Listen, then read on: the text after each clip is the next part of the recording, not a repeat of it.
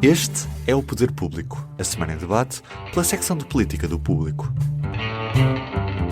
São José Almeida, David Santiago, Liliana Borges. Olá, eu sou a Sónia Sapaz e este é o Poder Público de 29 de maio e é um episódio especial porque temos um regresso após uma longa ausência. A São José está de novo connosco. Bom regresso, São José, bem-vinda. obrigada. Nos últimos tempos temos falado muito sobre eleições, fizemos os nossos próprios prognósticos, não acertámos em tudo, creio que ninguém imaginou que o Chega ficaria em segundo lugar e que Pedro Nuno se demitiria, mas acertámos em muita coisa e agora estamos de volta com os mesmos problemas de sempre. E como já não te ouvimos há muito tempo, São José, gostava que nos dissesses como é que foi ver todo este drama político do lado de fora e que esperanças tens no futuro com um líder novo do PS, o Ventura vitaminado, etc. Este resultado eleitoral tem uma confirmação e tem uma surpresa, é assim que eu vejo. Uma confirmação porque eu creio que o resultado e a subida do Chega, para quem não andasse distraído, era mais ou menos previsível. Eu lembro-me que antes das legislativas, o David deve estar lembrado disso, eu fiz até uns textos sobre as expectativas eleitorais do Chega para as autárquicas e o impacto que o Chega podia ter nas autárquicas e, portanto, o crescimento a nível nacional era algo que o Chega esperava e apostava nisso. Entretanto, vieram umas legislativas que caíram a meio no prato da sopa e essa afirmação, esse crescimento do Chega confirmou-se. O que há aqui de novo, de facto, é o Chega passar a ser a segunda força devido à dimensão da derrota eleitoral do PS.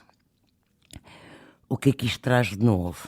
Isto traz, de facto, alterações substanciais no sistema político, não é? O Chega como segundo partido não quer dizer que passe a ser um partido do sistema, porque é tanto como já era, no sentido de utilizar o sistema para se afirmar como partido antissistema, que de facto é.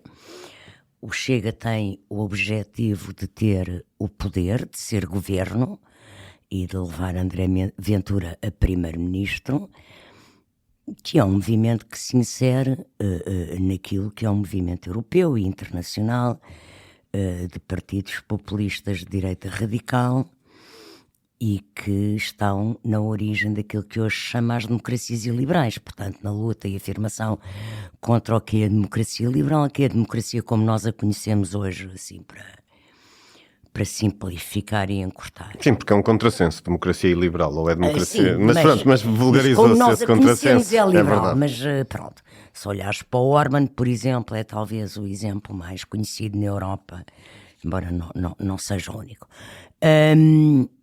É evidente que Ventura ainda tem um caminho para o fazer, não está escrito nas estrelas que Ventura tenha que ser primeiro-ministro ou vá ser primeiro-ministro, mas isto depende muito da capacidade de resposta dos ditos partidos tradicionais ou partidos demoliberais, das democracias liberais tradicionais, como em Portugal o PSD e o PS.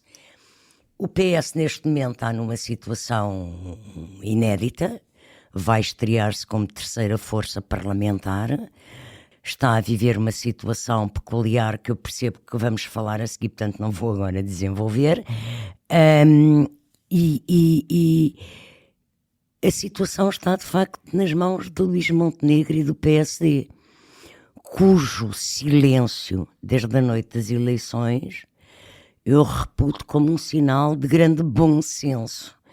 Eu espero que o PSD, que hoje vai ter um Conselho Nacional, e que o Governo e que o Primeiro-Ministro passem a ter muito cuidado com a gestão política e com a gestão das negociações parlamentares.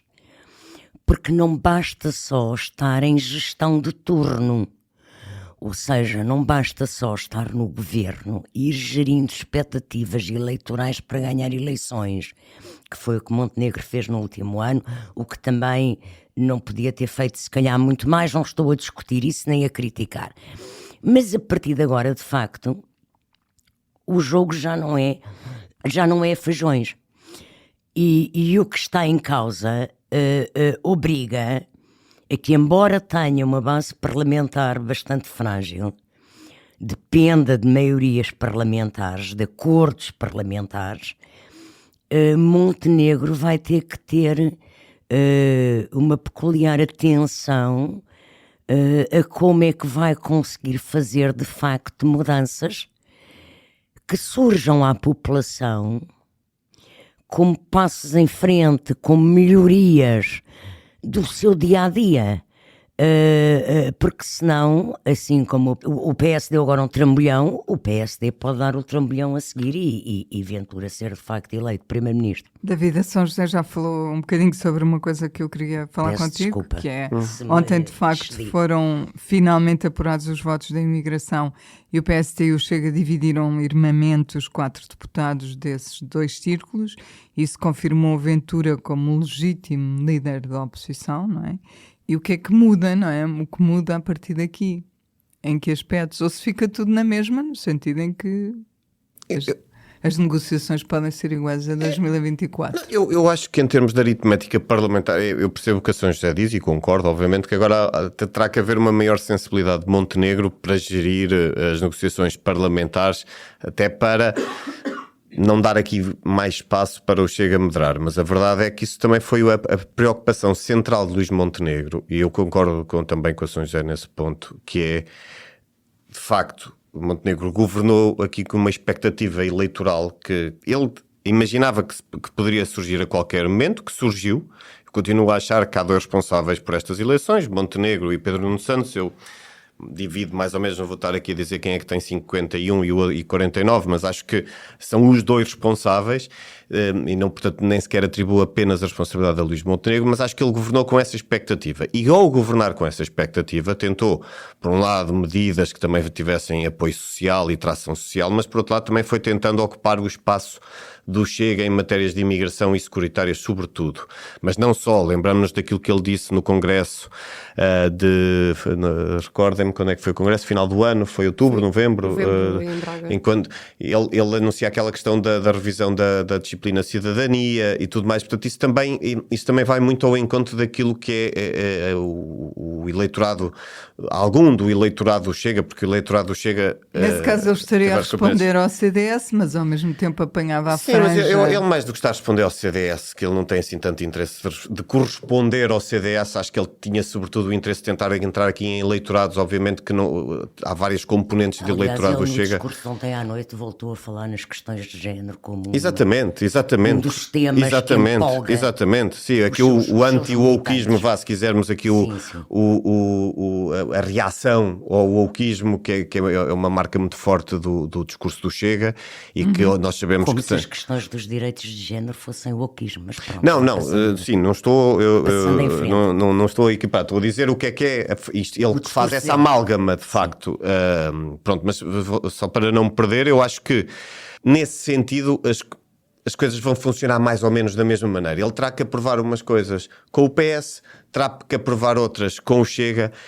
Eu acho que, mais do que Luís Montenegro, quem vai ter que ter mais cuidado vai ser o PS em não aprovar tantas vezes coisas com o Chega, porque obviamente que o PS apresenta as suas propostas e os outros partidos votam como querem, isso é evidente.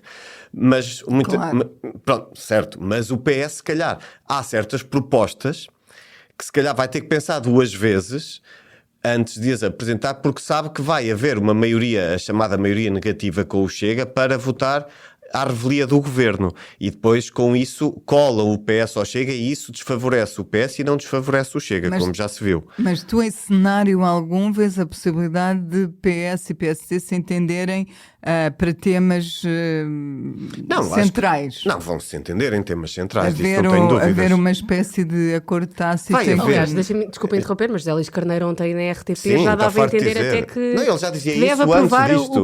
o Presidente da Assembleia da República, não haver aqui o... Mas ele há um ano que defendia isso. Claro, ele há um ano também. Pronto, mas é uma posição diferente do que teve o PS no ano mas isso passado. já muda, não é? Isso já é uma coisa que muda substancialmente. Porque ele vai Mas Pedro Nuno também estava disponível e fizeram entendimento e houve discussões para haver consensos na área da justiça, que não chegou a avançar nada, mas havia disponibilidade, havia sobretudo, e houve entendimento agora em matéria de defesa, no âmbito de acionar aqui aquela salvaguarda, aquela cláusula de escape por causa das regras orçamentais quando se fizer investimento em defesa, e portanto, nesse sentido, isso vai continuar. Vai continuar até de forma mais intensa. Eu acho é que, como digo, a gestão tem que ser mais cuidadosa até pelo lado do PS do que pelo lado de Montenegro, embora Montenegro tenha que ter esse cuidado. Mas gostava só de dizer uma coisa em relação a Ventura. Obviamente, Ventura andou sempre a dizer que ele é que era o líder da oposição, porque colava o PS ao PSD, quando nós vemos que em muitas matérias também votou alinhado o PS e o Chega. Mas ele agora é de facto... é de jure, se quisermos, o líder da oposição. E isso, ele vai massacrar o PS nos debates parlamentares com isso. Só uma até porque vai ter tempo para isso. Vai ter tempo para isso, mas só uma nota que é um bocadinho aquilo que, e agora vou recordar aqui António Costa, e para o PS vai ser um bocado o habituem-se. Agora é o habituem-se, porque habituem-se a isto. André Ventura vai sistematicamente lembrar o PS que está em decadência. E o PS está em decadência. Isto não é o reflexo de um mero resultado eleitoral. Quem analisar os dados por características sociodemográficas percebe que isto é dramática a situação do PS. Se olhares para toda a Europa, é um decréscimo mas eu que olho, se tem vindo a acentuar. Mas eu em toda a Europa, confesso, conheço os movimentos, mas não conheço as características sociodemográficas como conheço nos estudos portugueses. E o que dizem os estudos que se mostram e que são conhecidos já, e aquilo que, por exemplo, com base naquela projeção da Pitagórica, nós fizemos um texto na semana passada com base nesse mini estudo, nessas conclusões retiradas pelo Pedro Magalhães e pelo politólogo João Cancela.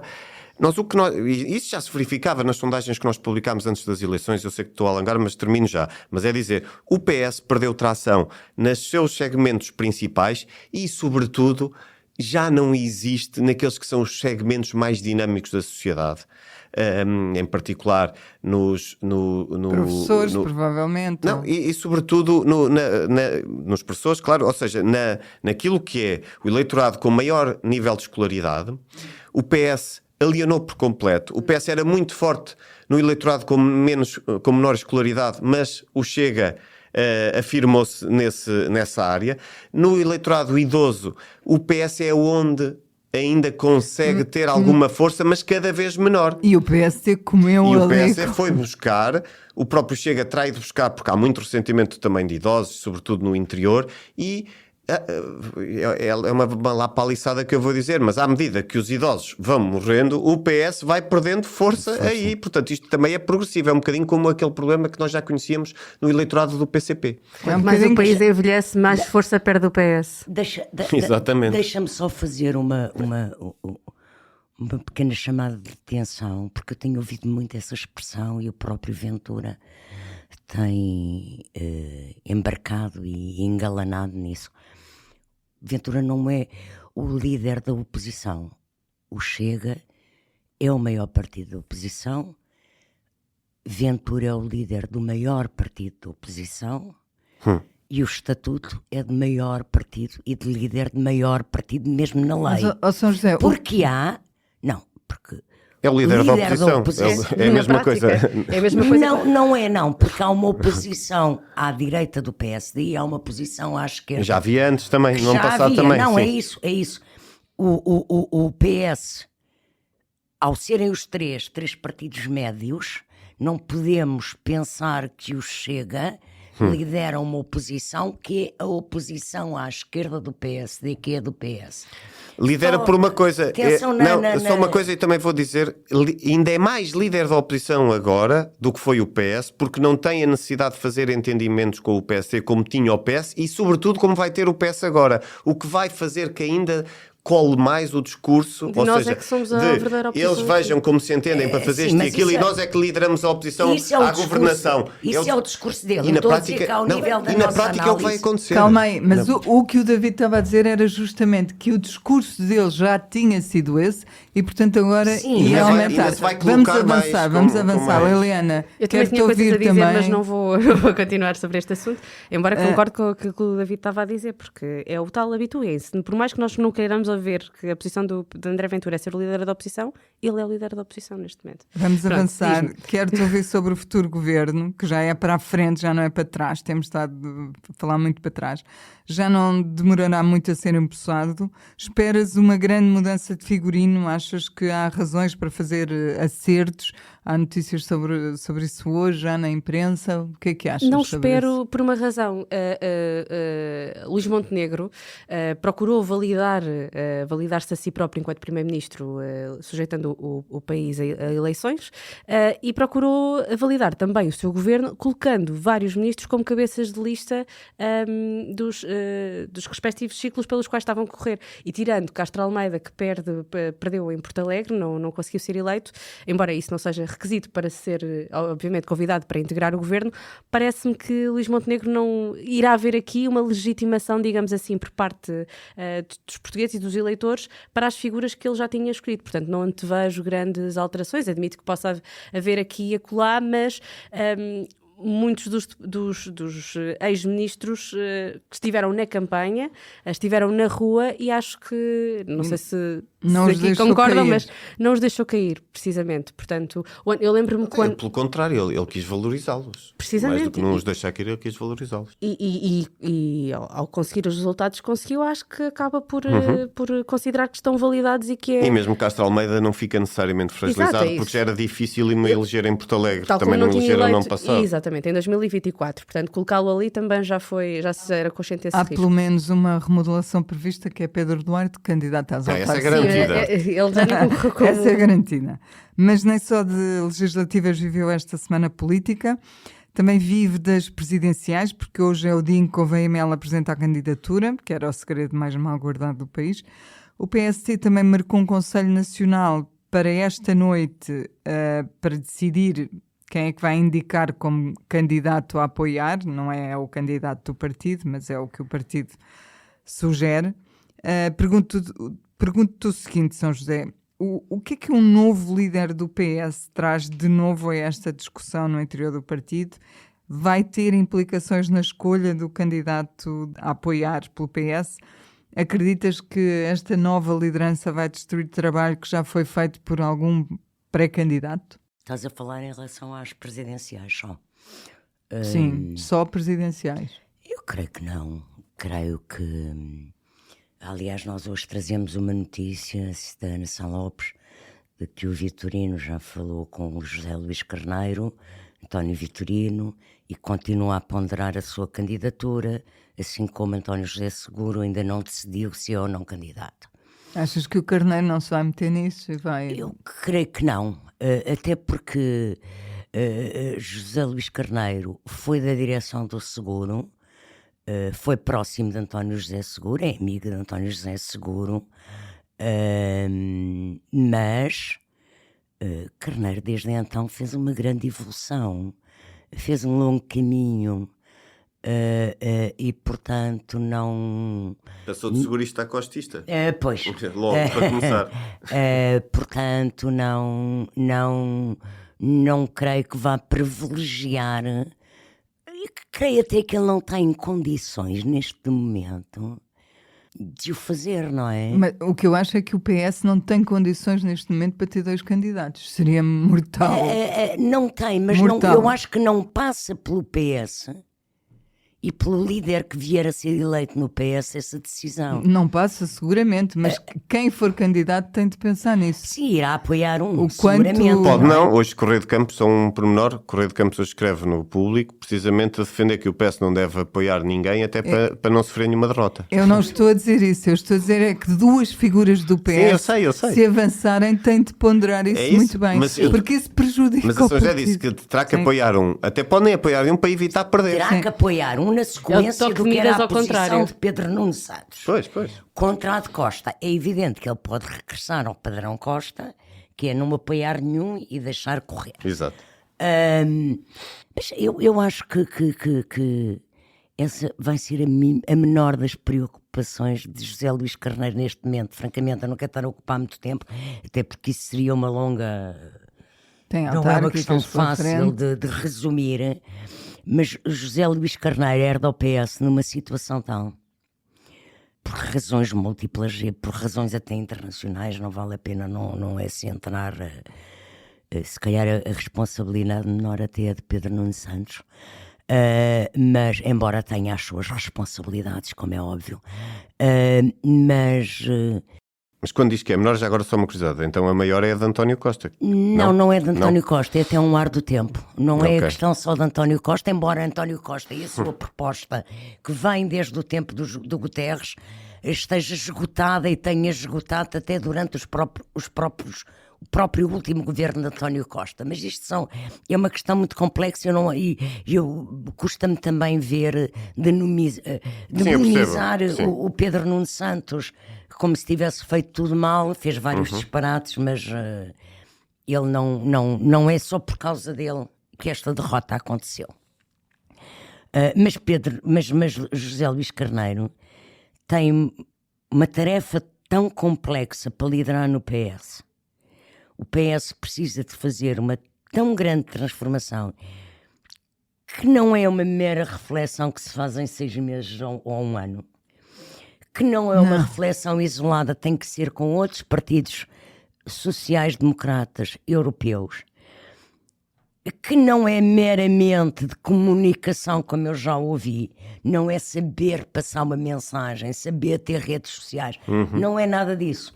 Tem a ver ao nível do que é a proposta política do PS, o que é a proposta social-democrata hoje em dia.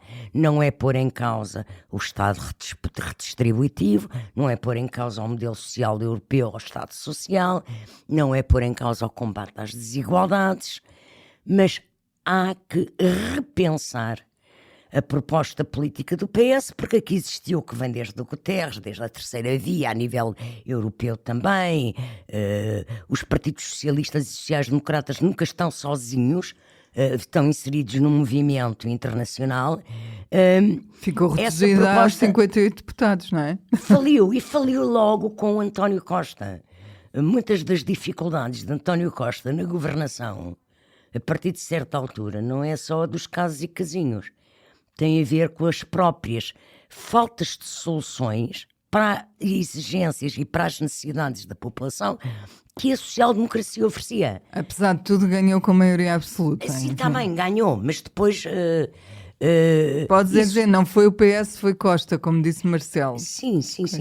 Mas não, a proposta social-democrata faliu nos contornos em que assumiu Mas faliu desde o Blair. em que áreas? É que o problema é saber as áreas, porque a Associações identificou áreas em que ainda serve, mas não se identifica áreas em que não serve. As áreas em que não serve é as áreas que ninguém quer dizer, que é na imigração, na segurança. Sim, Pois, não, mas não é só isso. Mesmo a sobretudo. proposta de segurança social e a proposta de Estado Social tem que ser ajustada. E o próprio António Costa tinha noção disso.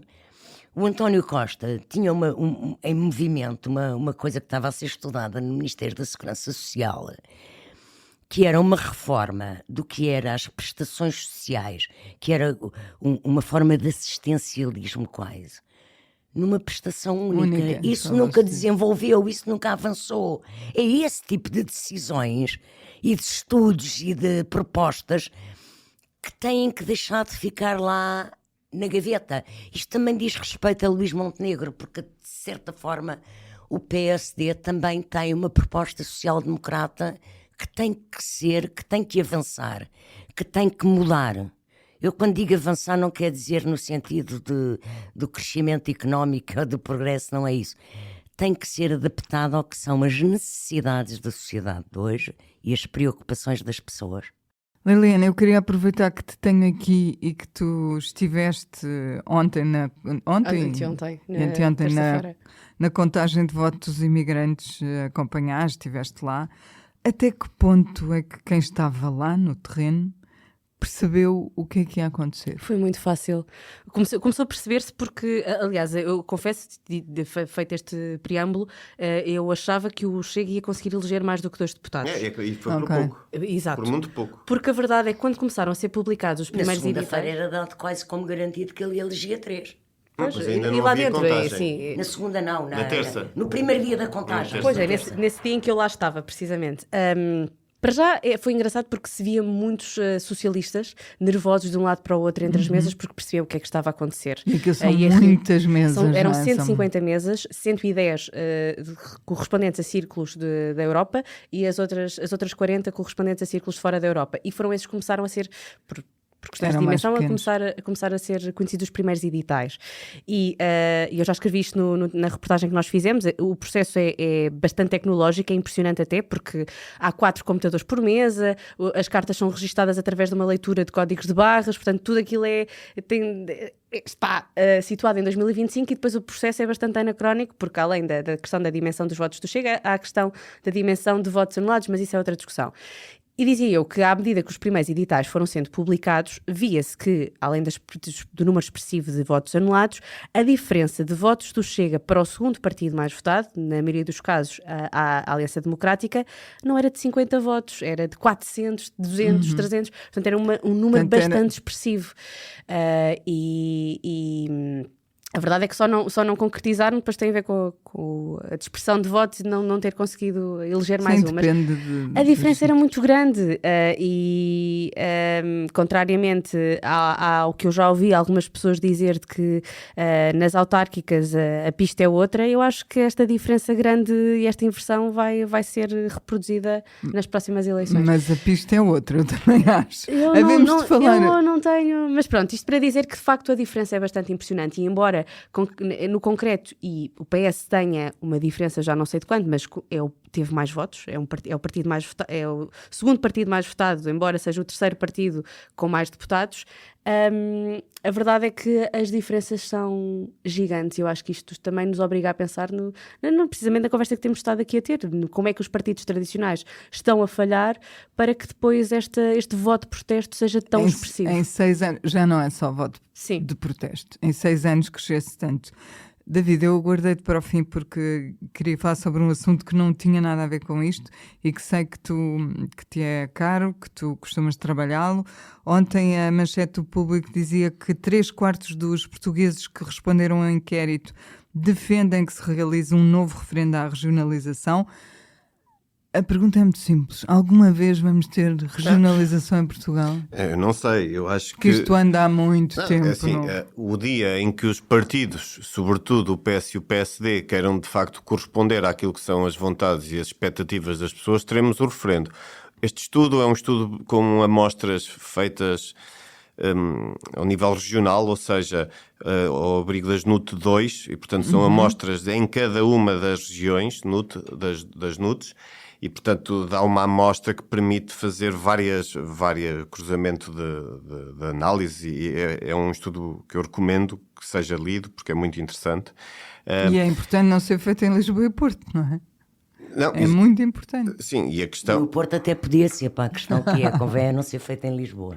Pois, não, e o problema... E é curiosamente na região da Grande Lisboa e Val do Tejo, que é uma das NUT, onde ainda assim os valores surgem um pouco mais baixos, o que se percebe, tendo em conta que é a região que mais beneficia com o centralismo. Não é que não sofre, é que beneficia. Sim.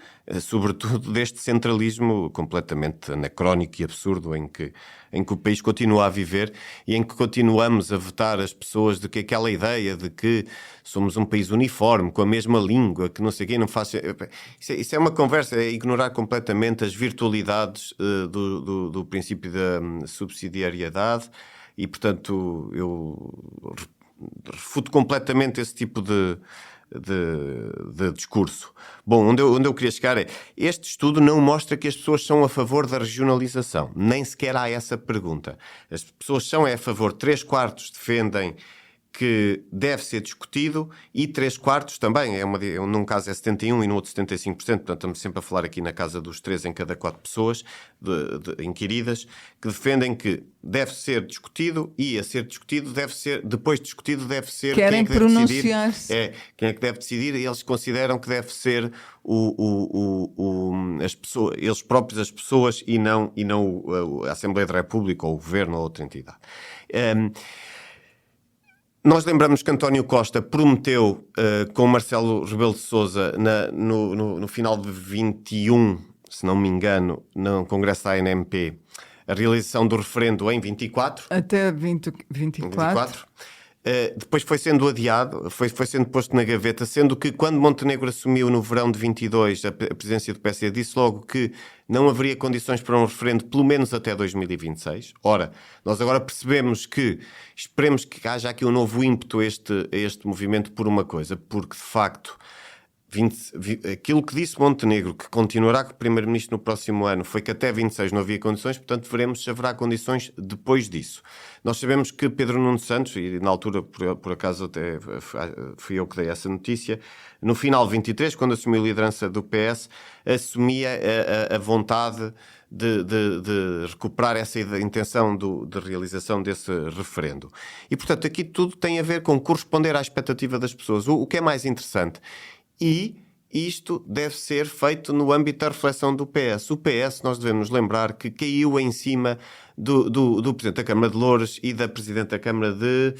Ajuda-me, a Presidente da Câmara Socialista Sanfona era de... Não me recordo, Alpiarça, não, agora não me consigo lembrar do nome, não é Alpiarça, mas pronto, de uma Câmara média pequena do país, um município relativamente pequeno, e que tiveram um discurso aqui um pouco, no caso, por exemplo, de Loures, que é preciso despejar as pessoas que não pagam, porque há várias outras que estão disponíveis para pagar, pessoas que precisam de casa, que não têm condições também para pagar uma casa perante o cenário atual, e portanto, as pessoas caíram completamente em cima. As pessoas, os socialistas, porque esse discurso é o discurso do Chega, mas esse discurso é o discurso das pessoas, porque as pessoas que veem que estão a viver em condições miseráveis e que veem determinadas pessoas com, não vou dizer sinais exteriores de riqueza, mas se calhar com alguns sinais de uma comodidade maior, que se calhar não justifica estar em determinadas casas camarárias.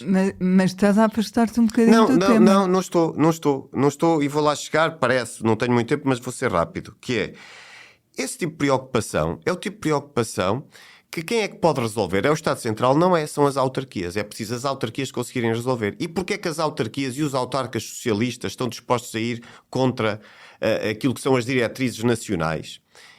Sujeitos às críticas, como aconteceu no caso. Estão mais próximos da população. Sim, e porque conhecem as preocupações das pessoas. E o que é que as pessoas dizem neste estudo?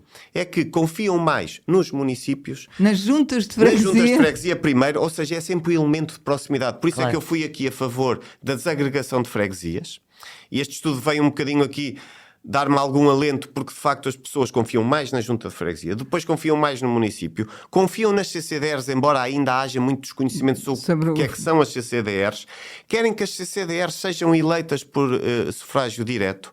Isto significa que o dia em que isso aconteça estamos já de facto mais perto da regionalização, falta depois garantir mais competências às regiões e mais tiras poderes. a parte política. Sim. Não, mas isso é engraçado, que nos anos 90... Sim, o mapa era ridículo. O mapa que o PSD defendia na altura Ok. era o das CCDRs, era as 5 E CCDRs, que era o que era normal, que é o não é? que deve ser mais ou menos adequado. O recorte mapa que foi a votos era foi a ridículo, votos era um absurdo, também não ajudava. Mas isto, pronto, eu acho que já estamos a ficar sem tempo. Deixa-me só dizer uma sim. coisa, porque eu acho esta questão da regionalização muito importante, é um assunto que eu acompanho ao longo do...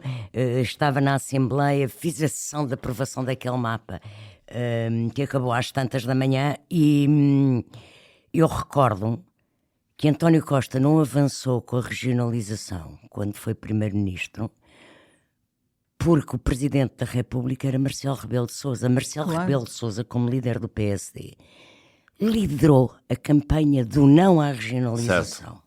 e opôs-se à E regionalização. aqui também terá tido um certo iria papel. opor-se. E o Costa sempre teve a ideia, É verdade. e disse de que Marcelo não iria aprovar um referendo à regionalização. Ele disse que isso ele nos primeiros anos da governação disse que isso não deve ser tema por causa deste Presidente da República. Depois prometeu ao lado do Presidente da República, os dois juntos, que fazer o referendo passado Sim, 3 sim, anos. tá bem. E depois noticiámos nós também, eu sei porque fui eu que escrevi a notícia, a justificação para não avançar depois, já em 24, foi, em 23, não avançar no ano seguinte, que era a promessa, por causa da nova posição do PSD de Montenegro, porque o Rui Rio seria favorável, e é um facto, Montenegro disse que até 26 não seria assunto. Para terminar, eu só acho que agora há, pelo menos, se os partidos refletirem no desligamento, digamos assim, que têm em relação à sociedade, talvez esta seja uma forma também de combater populismos, garantindo às pessoas que não se sentem esquecidas. E é isso que alimenta, é esse ressentimento, é um dos elementos mais importantes que alimentam o ressentimento. Das chamadas sentirem-se reformas. esquecidas. É uma das chamadas reformas que é urgente fazer. Temos Cumprir a Constituição. mesmo de avançar para o público e notório e vou-vos pedir que sejam eu vou ultra rápidos. Quem é que começa? Posso começar eu que vai um Podes. bocadinho no encalço do mesmo, que é falar do Sr. Presidente da República. Eu adoraria ter uma conversa com o Sr. Presidente da República, perceber, ou ver alguém noticiar as razões, ou não é as razões, é como é que o Presidente da República está hoje a ver a sua vontade quase furiosa de convocar eleições que foi tendo, não é? Antecipando um orçamento, em vez de refaçam o orçamento e apresentem-no outra vez, convoca eleições. O primeiro-ministro admite-se, em vez do partido da maioria, tinha maioria parlamentar, um partido só poder propor outro nome, convoca eleições, ou seja, arranjou um calendário eleitoral que o crescimento do Chega, Acelerou, que seria claro. normalmente em 16 anos, Foi em 6. foi em 6. Ele não foi um calendário eleitoral, foi um caldinho. David, Ele arranjou. sim. agora és tu. Eu sou rápido.